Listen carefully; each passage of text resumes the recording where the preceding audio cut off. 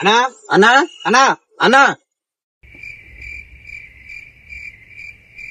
అన్నా అన్నా అన్నా అన్నా అన్నా అన్నా అన్నా అన్నా అన్నా అన్నా. అరే అరే అన్న వస్తున్నా చెప్తాను అన్న ఏడిపోయినావన్నా? తింటాను పోయినా.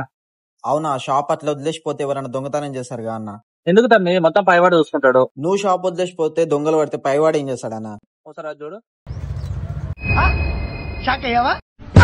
ఇప్పుడు ఏం కావాలి అన్న? ఏమొద్దన్న, తీసుకున్నాం.